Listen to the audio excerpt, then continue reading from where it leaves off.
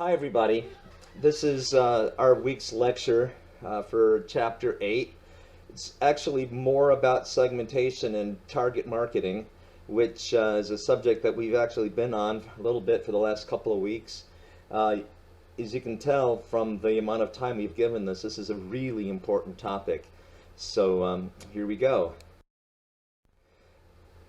The first issue we want to handle in this chapter is to understand the characteristics of markets and market segments. So all markets share several characteristics. They're composed of people or organizations.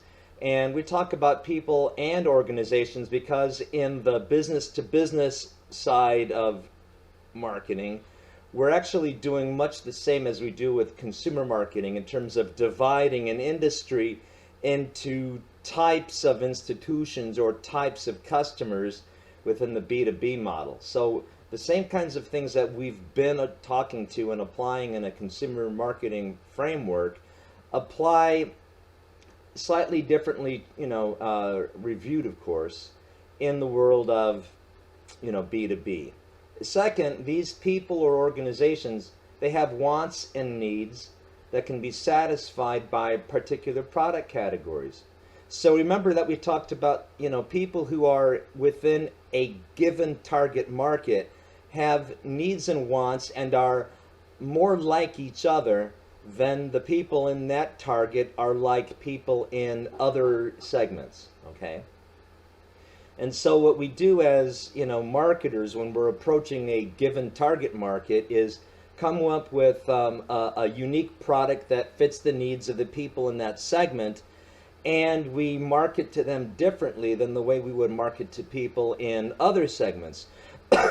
What I mean by that is it could be that the pricing changes or the media that we use to communicate with those people changes or the distribution strategy changes. People in a particular target segment have the ability to buy the products that they're looking for. So they not only have to want and need or need and want those items, they actually have to have money in order to be able to afford what the company is offering. And then fourth, they have to be willing to part with said money in order to acquire those products. So there's a few definitions we need to know about. The first one is market. And a market is a group of people or organizations. Again, the organizations part comes from a B2B look at things, which is business to business. And those people or organizations have needs or wants and the ability and the willingness to part with their money in order to acquire. A market segment is a subgroup of people or organizations that share one or more characteristics that cause them to have similar product needs. Third, market segmentation, the process of dividing a market into meaningful, relatively similar, and identifiable segments or groups. So let's look at why market segmentation is so important from the marketer's point of view. One, markets have a variety of product needs and preferences. We've already said that the people in one target segment are going to be more alike than they are people in other segments. And the people in a particular segment are going to want a particular set of product attributes. Let's think about Nike, for instance. Nike has a really broad product line of athletic shoes. Track shoes are completely different from basketball shoes, which are totally different from baseball shoes, which are totally different from bowling. And yet, any sport you look at where Nike has a presence, they've got a different shoe for every different sport based on the demands of playing that sport and the requirements of the athletes who are in that sport. Second, marketers can better define customer needs by looking at a particular segment. We've already spoken about marketing research and how we really get deep in the consumer's mind to understand the kinds of things that they value and want in terms of the products that they're thinking about buying. I took you through the exercise that I did for Bijo Seed Company and the market research we did with them, where we got so deeply involved in the consumer's mind about something as simple as what are they looking for in a tomato. And then the third point here is decision makers can define objectives and they allocate resources more accurately.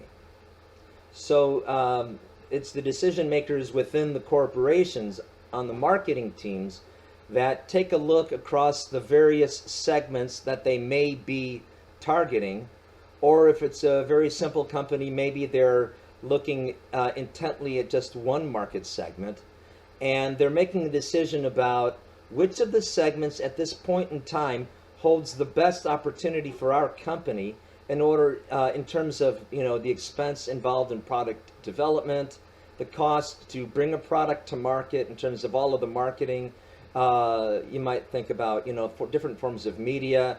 You might think of even spending on marketing research. You might think about distribution costs, the cost to assign a sales force to a segment.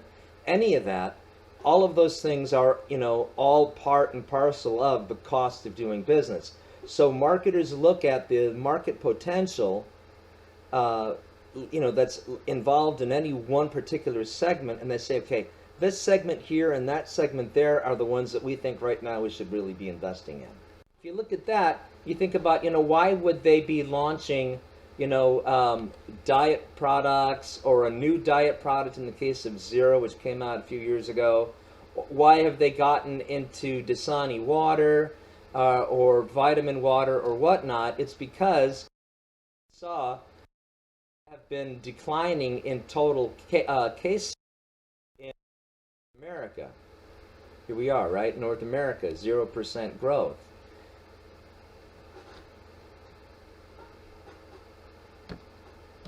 Okay, demographics is the next way that we can segment a market. So demographically, we've already spoken to that issue here, right? We said that the water consumer is a different sort of a consumer than your, sugary carbonated beverage, which is a different consumer than orange juice. The Fanta consumer traditionally is a Hispanic consumer, and if you think about some of the previous advertising that you might have seen for Fanta, you might remember that it always sort of has a bit of a Latin flair to it. Psychographics, different than demographics. Psychographics is the way people perceive things and think about things, the way that they value things, or their attitudes, their interests, their opinions. So from a psychographic perspective, we can also see that this image still kind of holds true, right? People's belief about water, that water is good for me, it cleanses my system, it's a natural way of satisfying my thirst. Totally different attitudes and opinions than somebody who is going to buy a Coke again.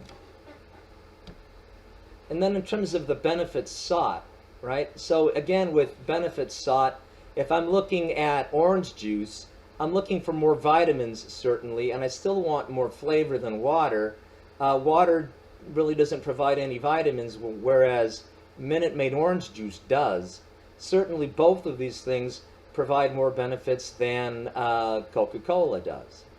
The benefits around Powerade are, again, it's the fact that it's called a isotonic beverage because it's got a lot of minerals and salts in it that athletes need to replenish their systems after a good workout. And then, of course, usage rate, where we talk about, how heavy a consumer is a particular segment, and of course, when we come up with marketing strategies and really start to think about investing money toward a particular segment, we want to direct our marketing towards people with a higher usage rate for our products. Psychographics, briefly looking at this again, you can see that over time, Coca-Cola has always been about that lifestyle marketing. Coke is the real thing. Coke has always been associated with youth. You know, Coke has always been about good times, right?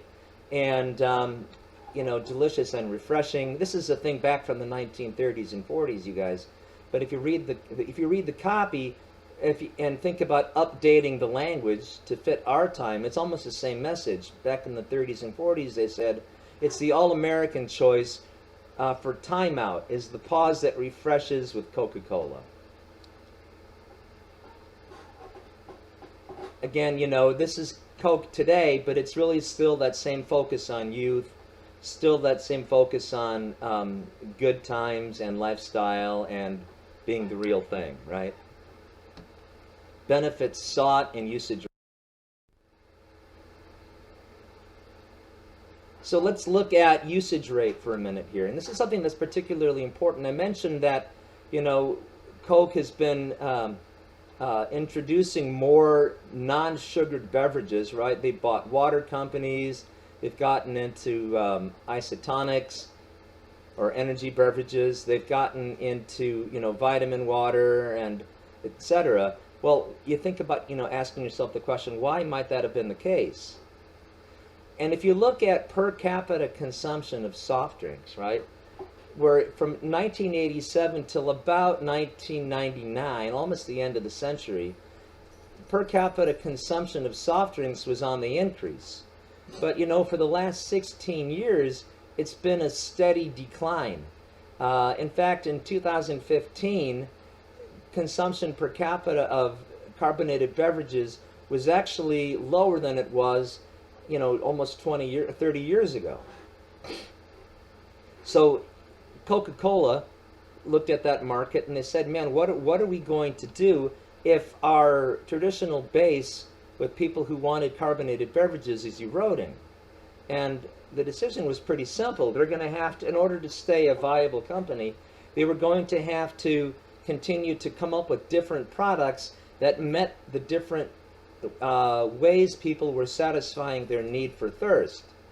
And of course, they've gotten into these things that we've already talked about: water and orange juice and diet beverages and the like.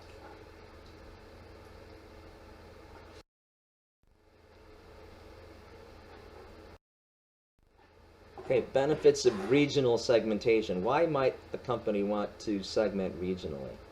Well, one, you know, there's new ways to generate sales in sluggish and competitive markets. Let's say that a company has been building market share for decades, but they've pretty well tapped out, you know, the growth. They'll continue to have a strong base of business, but if they're going to continue to grow, they're going to need to pursue new regionalities, for instance. You know, one of the ways that marketers do that is they use scanner data, which allows them to understand how have their sales been performing region by region. And I told you a few weeks ago about a company called IRI, owned by Nielsen Data Company. And if you think back on anything that you've bought, you know, almost anywhere at retail lately, you always see that familiar barcode on the side of a package. Well, every time a register ring is made through scanning that barcode, the information is collected and stored by Nielsen, and manufacturers and brands can buy that data through their company IRI. Well, when you buy the data, it comes to you in a spreadsheet form, and it looks like this. And it'll be actually literally maybe thousands of rows deep and, you know, maybe even hundreds of columns wide. And then it requires the marketing people to sit there and do pivot table analysis with Excel until you've got the information down to a level where you can really understand it and make decisions from it. We even present it in management meetings. So you would go from a spreadsheet like this to something that looks like this. And this is an analysis that I did several years ago when I was working on a pasta category for a former employer of mine. And you can see in this particular chart that, for instance, in Tacoma, Washington, Seattle, Tacoma, Washington, excuse me, we actually had a pretty large decline in sales, of dollar sales, versus the prior year. The blue line here is the actual level of sales, and the red line here is how that level of sales compared to prior year. So what you can see is that for the different geographies that this brand was sold in, overall, if you think about, Seattle, Tacoma, and Los Angeles, and San Francisco as being so far negative, with only a few slight gains in Atlanta and Orlando, you can see that the whole company was down. Well, this is really important because you have to understand as a brand how your retail sales are doing in comparison to from your sales to retail. A company can usually always measure how much product they're selling to their distribution base. But without information like this that we bought from IRI and Nielsen, we don't really know how the product is doing at retail. When we look at it this way and we can see what the retailer's sales are to the public, all of a sudden the issue becomes very clear, and now you're in a position to start to make some decisions that will eventually, turn the ship around and move it in a more positive direction. The other reason that we look at regional segmentation is because regional brands will appeal to local preferences. So if you think about, for instance, chili, maybe you guys have heard of a thing called a chili cook-off. Chili is, in different parts of the country, people like different sorts of things. In the Southwest, they like a spicier, meatier chili. Whereas, let's say in Texas, kind of the south central part of the country, people still love chili, but they like it beanier and they like it more mild. So if you're a manufacturer who's going to come up with a canned chili, or maybe a frozen or a refrigerated jarred chili, whatever, you're really going to want to understand what regional preferences are in various parts of the country, so that the items that you launch into that geography will be appropriate to the wants of the people in that area. Also, if you are regionally segmented, then you can also be quicker to respond to competitive activity when it happens. Let's say that there's already an entrenched chili company in Texas, and you come up with your own brand to compete with them. Well, if you're looking at the country nationally, instead of keeping a close look on what's happening in a particular market, you might not notice the fact that your competitor has changed their product, or has introduced another product, or is doing something with their customers to block your entrance to the market, or is pricing differently to the market, or any number of different scenarios that could occur. Looking at it regionally instead of looking at it nationally, you're going to be more responsive to what happens region by region. So here's, this idea about the best chili cook-off and competition.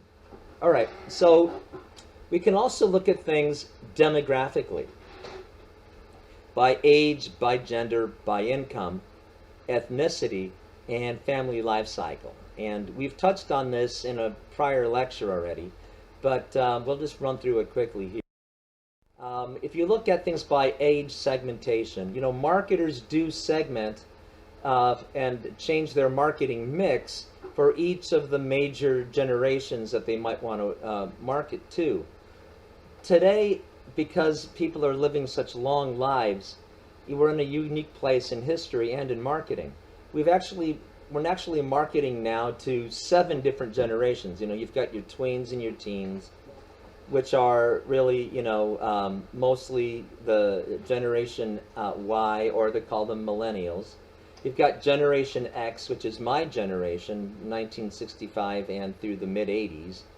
Your boomers, which were born 1946 through about 1964.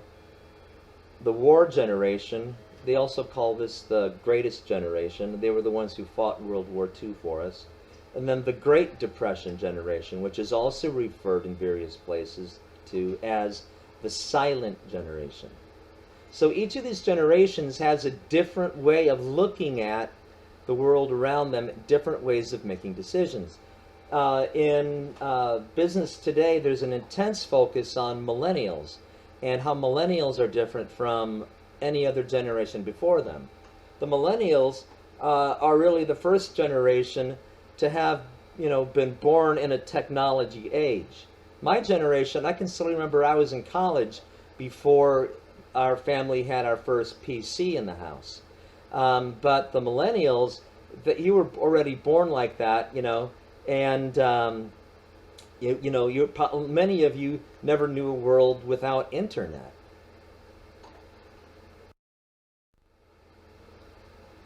If you look at gender segmentation, women comprise about 85% of all consumer good purchases annually. It's really the women that make that decision. Marketers of products like clothing and cosmetics, we still segment markets by gender. And many of the marketers are going after also the less traditional male market. So for instance, in this example, it's, let's say that you're a clothing retailer. You could be a department store like Nordstrom's that caters to both men and women, or you could be a place that only caters to women. You could also be a place that only caters partially to women. For instance, there are certain stores that only sell, business work clothes for women, or elegant clothing for women. There are also places you can go, like the Coach outlet stores, or you could go to buy a purse, or women's shoe stores, for instance, things that only focus on women. Whereas for guys, we also have clothing stores that only segment to guys. So it's either going to be, gender specific or both genders, but gender segmentation is an important thing. And understanding, how men and women are so different from each other is a great reason to think, or to understand why we would segment by gender. Just think about, decisions that men versus women make about eating, right? So men, their restaurant choices will reflect their social status. For women dine out to really enjoy themselves, right? So for men, 4.1 meals away from home per week, and for women, 3.5 meals away from home per week. So men tend to be more active, food service customers, and making their choice based on, social status. Then men will tend to order a side dish.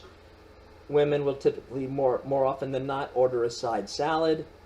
Guys would love to have a pizza or hot dog for a snack, whereas with something that feels more like a meal, whereas women are going to have a pretzel or coffee. So the kinds of decisions they make about the snack category are different. Men like to, self-pay technology. So I can think of when I go to BJ's restaurant or Red Robin, and they have the little slide, the little like tablet thing on the table, and you can slide your credit card through it, not have to engage with a waiter. That's new technology, and men prefer that. Women would prefer to customize their entrees. Men, so customizing your entree means that you need to talk to a waiter or a waitress to do that. Men, they'd stick with their familiar restaurants, where women tend to be more focused on healthy menu options. Men are wanting to order the same foods they eat at home, whereas women will consider price in picking a restaurant. So it's really interesting. You think about how men and women are different just in the form of how they eat out at restaurants.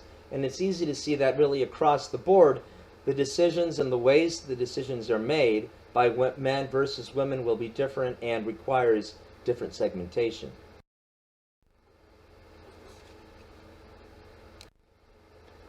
During our lecture on Friday afternoon, we talked about how we can also segment on income. We talked about the fact that there are basically three broad social classes in the United States: the upper class, the middle class, and the lower class. we realize that people who are living in an upper class situation will satisfy their needs differently than people who are living on more of a budget. I think I even mentioned that during the last big recession we had, people's behavior in terms of, let's say that you want to go out and eat a meal at a restaurant, the overall eating out behavior maybe didn't change, but what did change was how they expressed that behavior.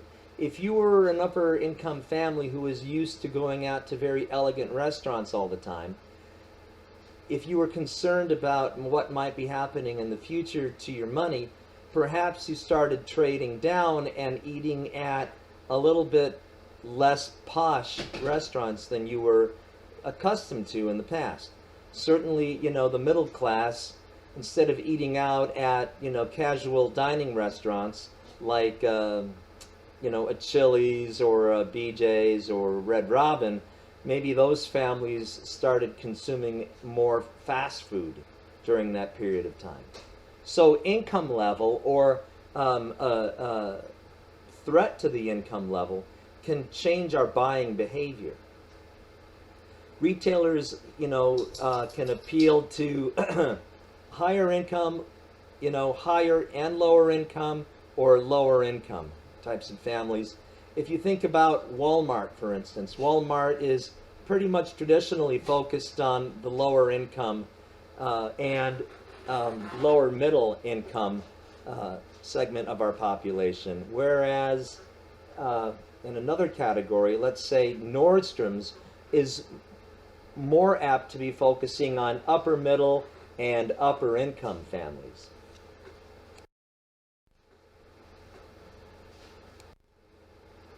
Two weeks ago, or maybe 3 weeks ago, we were talking about ethnic segmentation and how the most important in terms of purchasing power, Hispanic Americans are to the society, and the improvement in lifestyle for African Americans and the growing impact of Asian Americans are on our economy in general. So as each of these groups comes to the forefront, becomes more important in overall buying power, retailers and manufacturers are increasingly tweaking their marketing mix to get a bigger share of each of those pies. We talked about, in class, Superior and Northgate as two grocery store chains in Southern California that most of us are familiar with, and how when you walk into one of those grocery stores, the experience is totally different than what you might have when you walk into a traditional store like, Albertsons or Vaughn's or Ralph's. How the signage is more often in Spanish or bilingual Spanish-English. How the products that are featured tend to be more often Mexican brands, or the products that are being sold in the in-store deli area are definitely more ethnic in nature. For instance, menudo or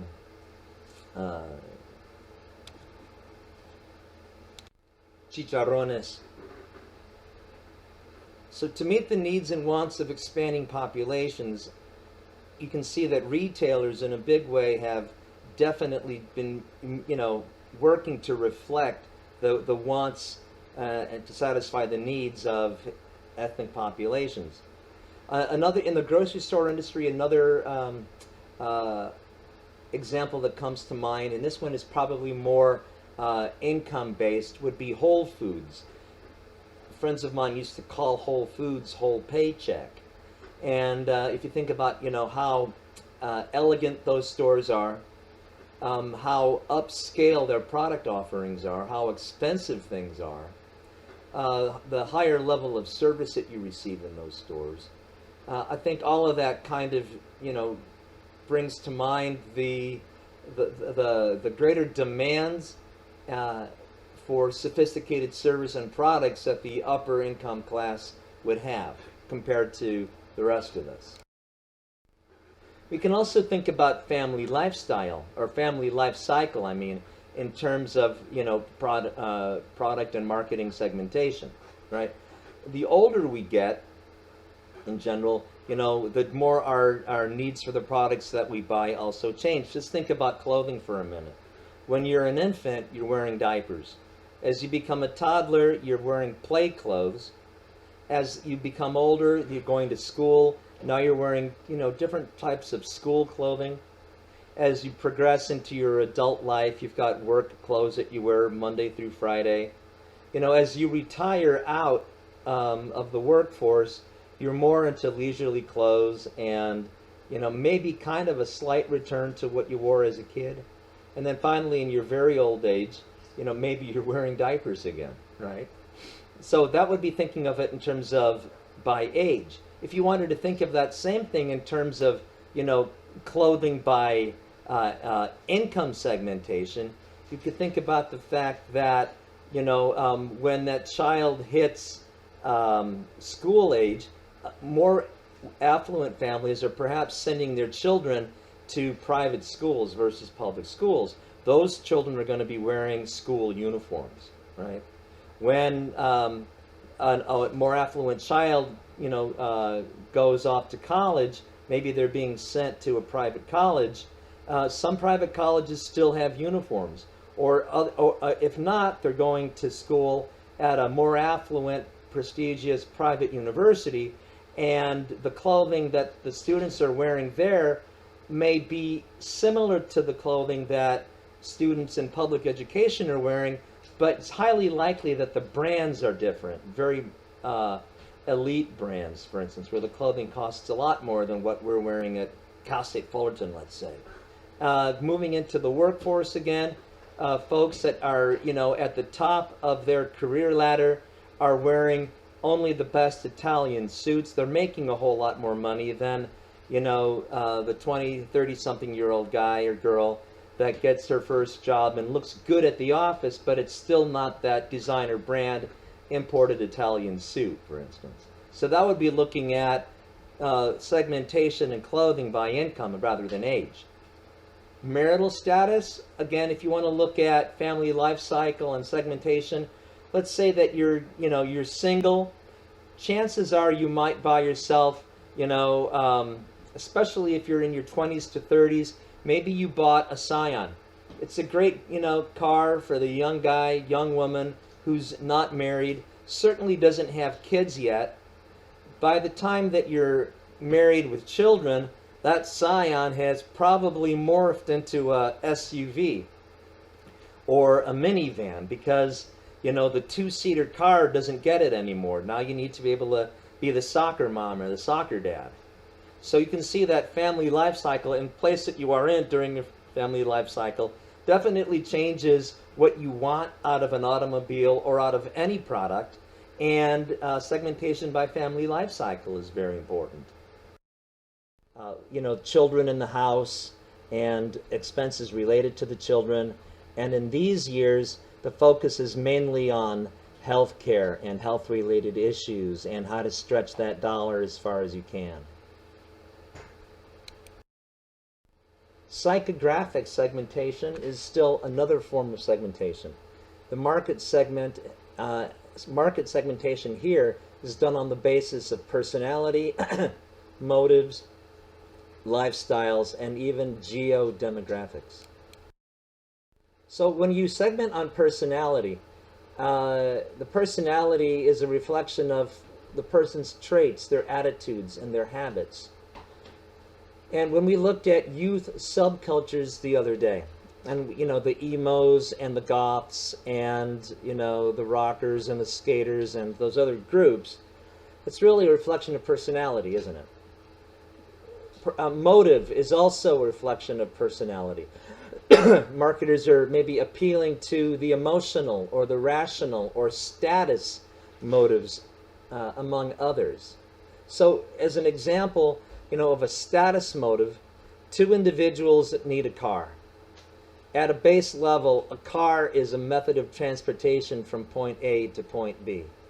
The person who buys the Camry is not looking for a luxury car, just wants a car to get that person around town to work and home, to help do the grocery shopping and our other needs for transportation. On the other hand, somebody who buys a Lexus is now really making a lot of the decision based on the social prestige that comes along with buying a very expensive automobile. Both cars service that basic need for transportation just fine. But the person who's willing to spend $50,000 more than they have to, they could otherwise buy the Camry, is doing it because they want other people to see them behind the wheel of that Lexus, and that's what's important to them. So when we segment on lifestyle, we're looking at issues like how time is spent, the importance of things around them, their beliefs, and their socioeconomic characteristics. And this would go back to our discussion about upper, middle, and lower income classes. So, for instance, this is one listing of lifestyle segments that we have here in the United States. A buppy, for instance, is a black urban professional. The DWEM, D-W-E-M, is the dead white European male. A NIMBY is somebody who is not in my backyard, and a not in my backyard type of a lifestyle could be, for instance, Newport Beach.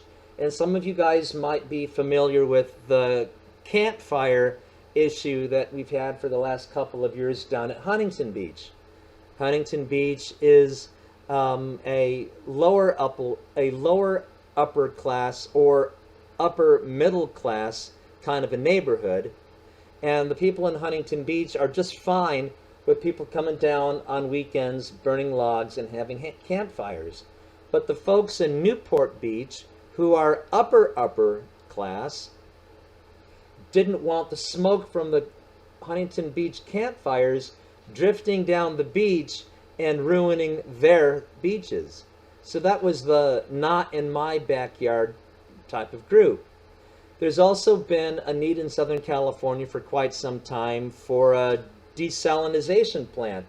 As we're heading deeper and deeper into years of drought, people are looking wistfully at the ocean and thinking to themselves, wow, it would be really great to be able to take some fresh water out of the ocean, which we could if we had a desalinization plant.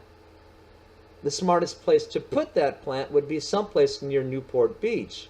But there has been a steady uphill battle to get that done because the people in Newport don't want to foul the oceans near where they live, and they don't want to make the beaches an eyesore that would become if you had the desal plant. So again, not in my backyard. Oinks are one income, no kid. We talked about the changes in lifestyle, how it used to be double income, no kids. Well, one income, no kid is either a single person who hasn't gotten married yet or a married couple that got divorced before they had kids.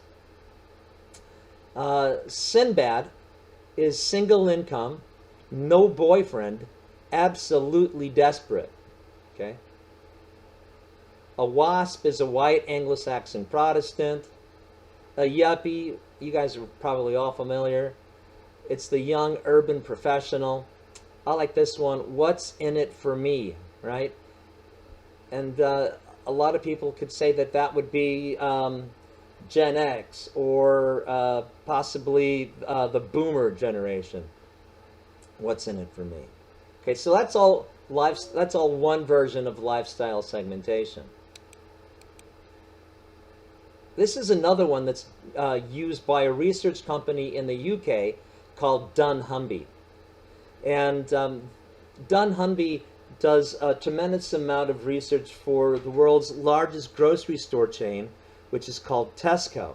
So Tesco hires Dunnhumby to help them segregate the data that they collect about their consumers going through their stores vis-a-vis the frequent shopper data and the barcodes that are assigned to each and every consumer who shops at Tesco.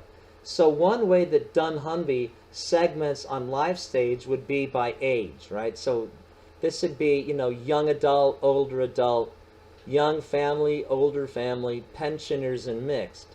And in the UK, The young adults are young adults 20 to 39 with no kids. 16% of Tesco's shoppers. Older adults comprise about 14%, 40 to 59, no kids. Young families, adults with children under 10, so that's 15%. Older families, 16% of shoppers. Adults with one or more child over 10. Pensioners, 9% of shoppers. Adults over 60 with no kids. And then mixed, 28% of shoppers, multi-generational households.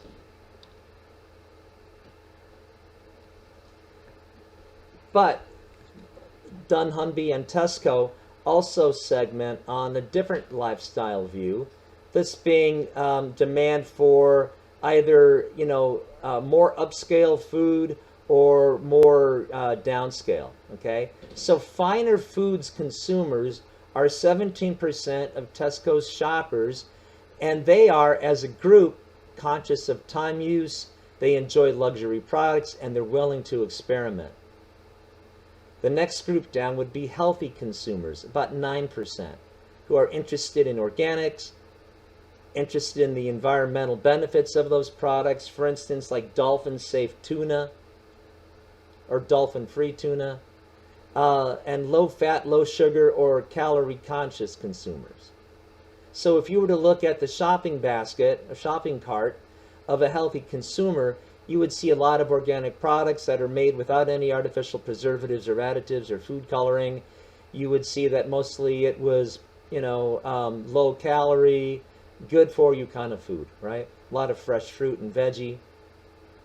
Convenience consumers, 22%. They think about food as fuel. They're very pragmatic, right? They're focused on their busy lives and just trying to get along and get things done. And they really need their crock pots and microwaves. And they buy food that fits that sort of lifestyle. Up here in the finer food and the healthy, you think about, what your typical vegan will eat or vegetarian will eat. There's a lot of made from scratch and made at home. But just think about how difficult that lifestyle is to execute. The convenience shopper is looking at food as just basic calories to burn to stay alive while you're working your tail off. So if it comes from a box or a can, so be it, or if it's frozen, so be it, so long as it's easy to prepare at home. Price sensitive, 16% of their shoppers, they're looking for deals. They're shopping off coupons. They are looking online for coupons. They're going through the stores and seeing maybe is there day-old bread that's less expensive than the fresh bread, and so on. The mainstream consumer, over a quarter of all of dunnhumby and Tesco's consumers, have broad tastes. They like the established brands, and they're influenced by the needs of their children.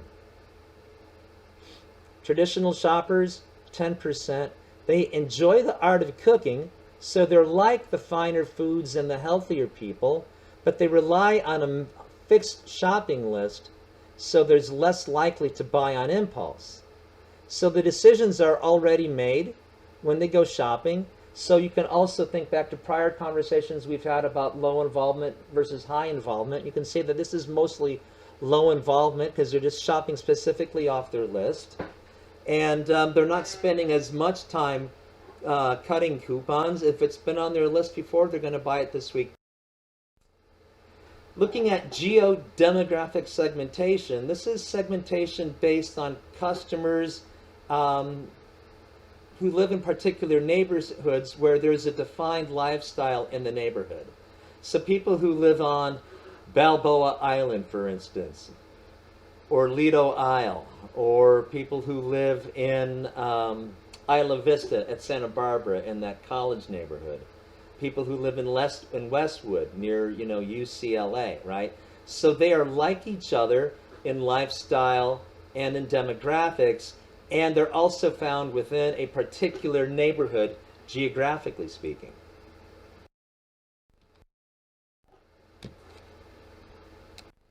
There's usage rate segmentation that divides a market by the heaviness of the product use. So in grocery, we used to talk about super heavy users, meaning that we would focus on demographics and psychographics that we knew to be consistent with that 80-20 rule, right? 80-20 rule says that 80% of your business is being done by 20% of your customers. So usage rate segmentation says we look for that 80-20 principle in product purchase, and we focus on those people because we know that that's where our bread and butter is coming from.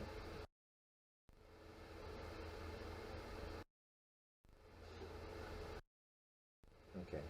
How do we segment a market? What are the steps? First, we select a market for study. Then we look for so a market, remember, is going to be a group of consumers and a group of producers who are possibly able to do business with each other. Then we choose the basis for that segmentation. Is it demographic? Is it geographic? Is it psychographic? Is it benefits orientation? Is it usage? Is it lifestyle? How are we going to segment? And then we look for the set of relevant or very important descriptors that are congruent or consistent with the segment we've chosen, and the descriptors have to do with those attributes that are important as regards sale of our product to those people. We profile and we analyze the consumers in the segment or segments that we've chosen. We select the market segment, and then we create the marketing mix around the segment. Okay, so 6 steps again. Select the market, choose the basis for the segmentation, select the descriptors, do the profile and the analysis. This is my latest student, you guys. I'm going to show him up. Profiling and analyzing the segment, so doing the research behind understanding the consumers, and what that research tells us about each of the descriptors that we've identified. Making the final selection for the market or markets that we want to market to, and then creating a unique marketing plan, which entails a marketing mix. And that marketing mix is the products that we sell, the price strategy that we use, the way that we distribute our products to our customers, and the form of media, public relations, and sales tactics we use to penetrate those markets.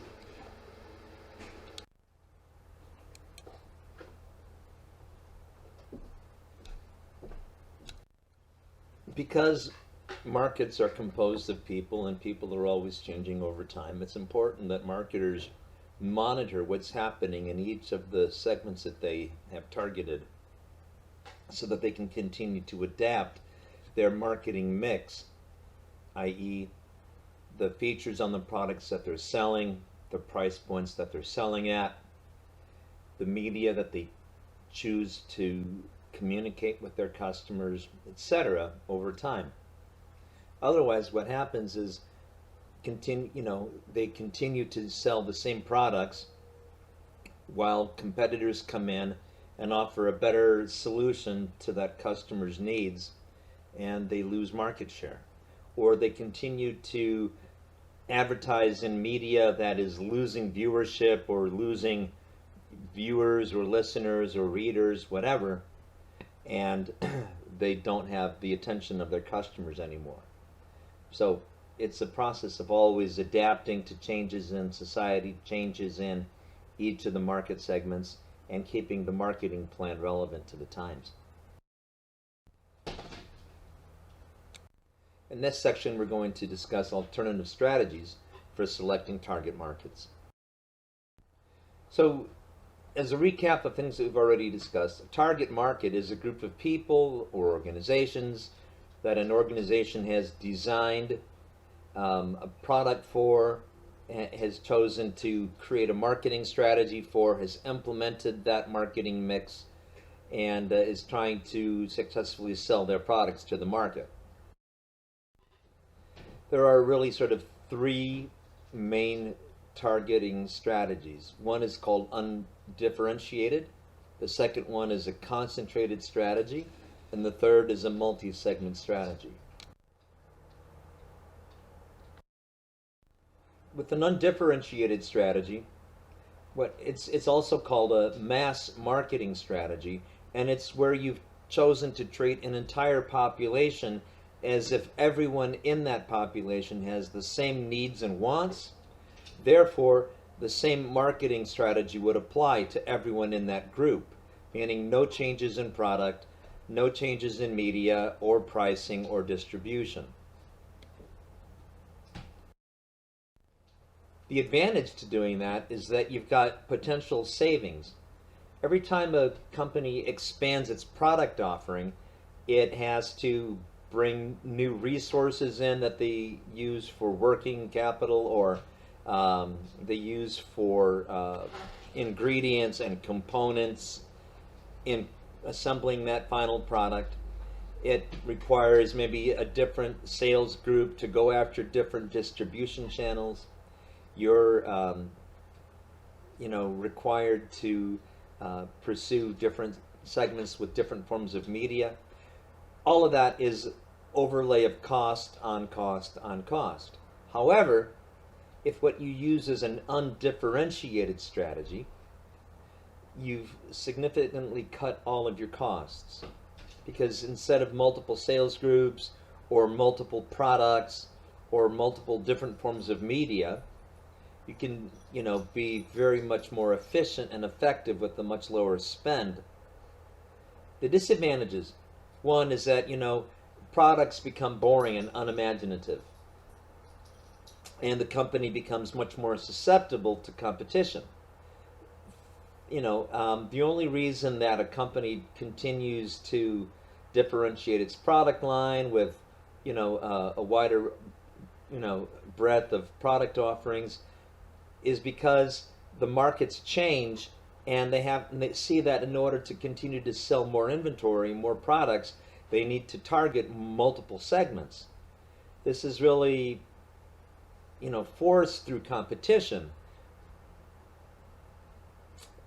Competitors come into a category and they see an opportunity, and they do those things that need to be done, multiple products, etc. Historically speaking, one of the a great case study in this whole issue was Coke versus Pepsi in the 1950s. Coke originally had the huge share of market, nothing close to how they're such close rivals with Pepsi these days. And what happened was Pepsi began to notice that there were multiple segments in the market, and each segment desired a different size package. So Pepsi was really the first to offer their beverage in multiple segments. Hershey also lost a big share of market to Mars before it changed to a multi-segment targeting strategy.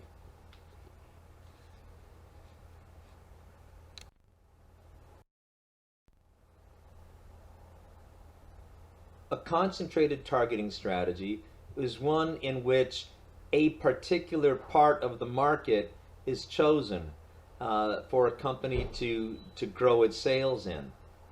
We can also refer to this as niche marketing. So it's a strategy that's used to select one segment of a market for target marketing efforts. That's a concentrated targeting strategy. Here's an example of such a strategy, and in this case I'm taking a look at business to business. And the food industry, or sale of food in B2B, in what they call consumed away from home, which is another way of saying food service. Okay, and you can see that the out-of-home market in this slide is composed of social food service, which would be business and industry, so catering in a business environment, like when you've got catering happening in a corporate setting, for instance, or in an office park in which there's a large corporation and there's somebody like Canteen or Sodexo or another one of the large catering companies comes in, sets up shop, and does all of the food service for a large corporate campus. Education is another one. So that could be colleges and K through 12. Healthcare, where you've got food service happening in a hospital environment, welfare, and also the captive sector. So captive sector would be prisons. Commercial food service is everything that we think of in terms of restaurants. So there's table service restaurants, self-service, quick serve, hotels and other lodging, transport food service, meaning food service being offered on airlines or on trains, and then of course concession sites, so ballparks and stadiums and amusement parks and the like. Bars and pubs, nightlife, so this could be discos or bowling clubs or casinos, anywhere where there's sort of entertainment happening in the evening and they also serve food. Other distribution channels could include bakeries, party service or catering for parties, weddings and that kind of thing, or office parties, takeaway, convenience stores, and then finally even vending, so sales through machines. This in total is what's known as the out-of-home market, and a company who was trying to serve or service all of that would be using an undifferentiated strategy. Now, back at the start of my career, one of the first jobs that I had was working for a company called Schwann's, and Schwann's owned multiple frozen food companies that operated under different names. Our company's division was called Sabatasso Foods, and our offices were located in Santa Ana, California, and we were primarily focused in on school food service. So you can see in this section here, we're taking a look now at school food service in this section. See, here's education. So you've got, in education, you've got central kitchens, school canteens, leisure centers for children. So this is like daycare. Secondary schools or high schools, private schools, food service happening at universities or other kinds of high schools, maybe charter schools like OSHA in Santa Ana. So Schwann's owned this company, Sabatasso, and 100% of our sales occurred through penetrating food service distributors that work the school market really well. So we developed a whole line of products that were only for use in schools. So they weren't packaged for sale through other areas in the food service industry. All of the products were formulated to meet what is known as the National School Lunch Plan. So there's special dietary requirements that high schools and K through 8 need to meet in order to receive special funding reimbursement through the state and the national government. And there was also a whole unique sales force devoted to that part of the business. And it was all driven by bids that were released once or twice a year, depending on the school district in the country. This whole industry had its own trade shows. There were associations that our salespeople and our brokers were members of. We had very unique marketing strategy in terms of the magazines that we would advertise in, and chiefly that was a magazine called School Food Service and Nutrition. That's what it's called today. 20 years ago it was called the School Food Service Journal. And there was a whole series of things that we had to be involved in. For instance, every year on Capitol Hill in Washington, our senior managers would go to DC and network with the leaders in the state and National School Food Service Association to work with the senators and congressmen who were voting on how funds would be appropriated to school food service in the coming year. So you can see that we had an entire strategy from PR and public affairs to advertising to the products that we sold to the pricing that and how that was conducted via a bid network, a bid system, and the distribution network, meaning special school food service distributors that were involved in working the school market. Very unique to school food service and different from what occurs in the other parts of non-commercial or universe of social food service restaurants. So, this dotted line around education meant that this was our target market here. In this case, again, it's an example of that concentrated targeting strategy. And the advantages to that were, one, we had a concentration of resources. Everyone in our product development area, our sales force, the media that we chose, everything that the brokers that we selected, all of our public relations activities were all concentrated on the one segment we were in, which was school food service.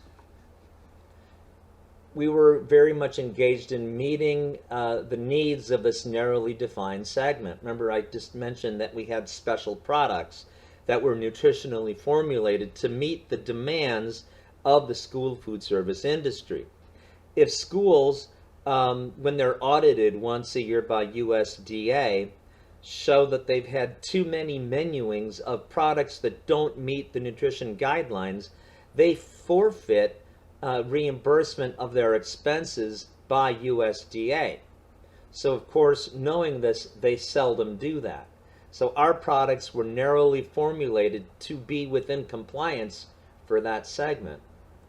It was also a segment where small firms can compete, right? So, you know, you probably have never heard of the Sabatasso Foods brand. And that's because Sabatasso is not a retail brand at all. You don't find it in the club stores. You don't find, you know, the membership warehouse club stores like Costco or Sam's. You don't find it in the grocery store. You don't find it in vending machines or anywhere else. The only place that you would find it would be in school food service. And of course, another advantage was that it gave us strong positioning. We were so focused in all of our efforts towards the school market that people who knew the Sabatasso brand knew immediately what our products were like, who our customers were, how we would price to them, and how they would get distribution, and how they could even see our advertising. Very clear proposition in the product that if they bought Sabatasso products, they were buying products that were formulated for the needs of the school food service market. Strong positioning.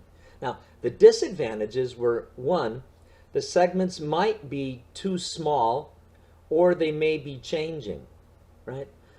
So school food service, being a large industry, still doesn't hold a candle to the rest of the food industry in general when you include the rest of food service, and especially when you overlay on top of that all of the retail grocery business that there is. Now, if you're a small company like Sabatasso, sales into school food service is plenty for you. It also makes competing a whole lot easier. A few years ago, I was doing business with a client of my company, A Cubed, and they were called MCI Foods.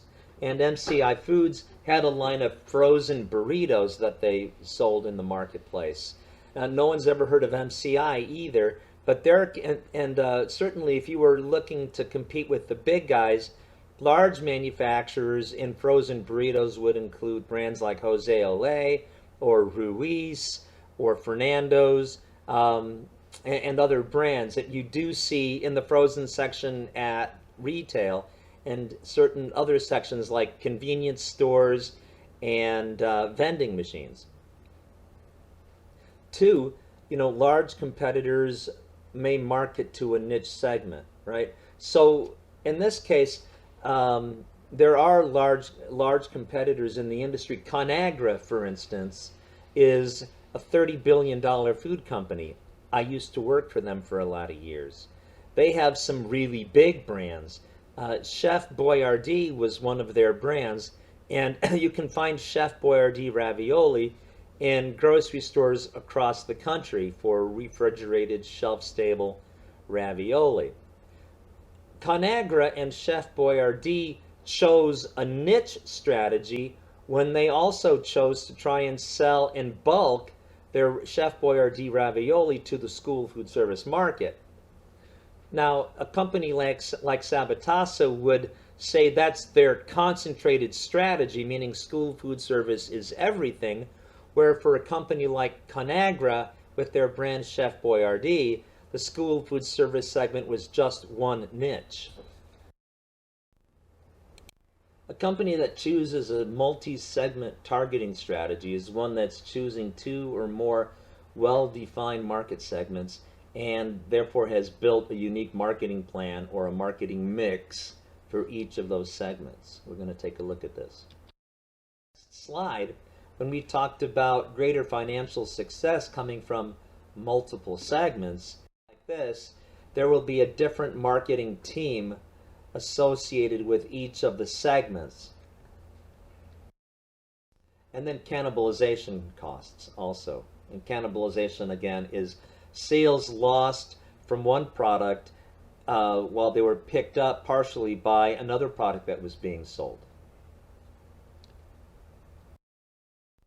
Positioning strategy I mentioned here as being choosing how we're going to have a consumer segment think of our product. And these are the things that we have at our disposal, right? You've got the marketing mix to help you do that. You've got the various products in the line. And we want the consumers to think of our brand, our line, and our organization as one that meets their needs and wants. Okay, that's positioning.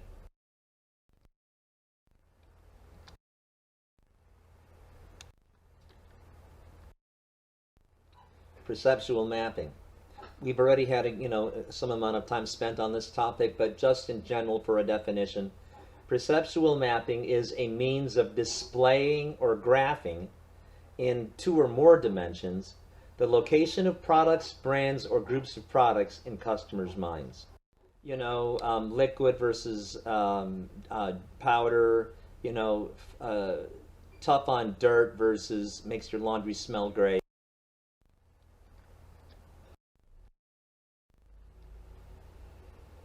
Okay, let's talk about usage application with cleaners. SC Johnson has a full line of cleaners at their disposal. So you've got Windex, which is great for your home and auto windows. You've got Windex, which is good across some multiple different surfaces, not just glass. Scrubbing Bubbles is a cleaner for your bathroom. Lemon Clean is excellent on your furniture, and Shout is a cleaner for laundry. So this is different types of cleaners intended for different sorts of uses. And so this is an example of SC Johnson segmenting a market based on use application, or positioning their products based on use application. Athletic shoes. Again, here is the different types of shoes that Nike sells. This is their basketball shoe, their track, and their football shoe. And look at the different kinds of features on the product, right? Basketball, you need more ankle support, so you've got this high top shoe. In track, you need to be able to get more traction on the dirt track, or more traction in the grass for a long jump or something. So here you've got a different shoe with the cleats in it. And in football, they've got this shoe, which yet again has cleats in it, but it's a different sort of a cleat than a track shoe, and different kind of a style of a shoe altogether. The track shoe is going to be probably lighter in weight also than the football shoe, which is going to be more rugged, based on the different demands of each sport. Product class, a great example of positioning by product class would be Apple Computer. And with Apple Computer, they've got their their iPod, then they had their their iTouch, which was the higher end of the iPod later in time. This is an older version. The iPhone also looks like this. Over time, Apple has had laptop computers and different variations on the desktop computer over the years. So in each case, they've introduced different sorts of products for different product categories and usages of technology and electronics. So that's positioning by product class. Positioning by competitor, you know, every effective positioning strategy is going to be aware of the competitors that are already in that category, so that when you launch your product, you're not just the me too kind of a product, but you've actually got important points of differentiation that you've engineered into your products, so that there was a retail story, there was a strong story for the consumer, there was a strong story for the media to talk about how great your products are, all of that leading toward building market share, because Me Too products don't work. And then, of course, emotion, and hand soap, I think, is an excellent example of marketing by emotion. And I'm going to show you two different examples here. What I want you to do is to type the short link at the bottom of this screen into your browser and watch the video. This video is from a Dove soap, and it's a great example of a very soft and feminine and emotional ad created by the soap brand to target their customers using emotion as the driving strategy. And then, of course, on the next slide, we're taking another look at it. Now, this is for a guy's brand, Irish Spring soap. So in comparison to the first ad that you'll look at, this has got a very wry, sarcastic Irish sense of humor, and the segmentation is, rather than on women, it's segmenting men. So in these two examples, what you've got is an opportunity to take a look at how marketers can also use multiple strategies, meaning that we've targeted based on gender and emotion in both of these two ads. So again, like in the first example, I'll want you to take the URL or the link at the bottom of the screen here and type this into your browser, just like I've asked you to do in the first example. Okay, and then come back to view the rest of the presentation.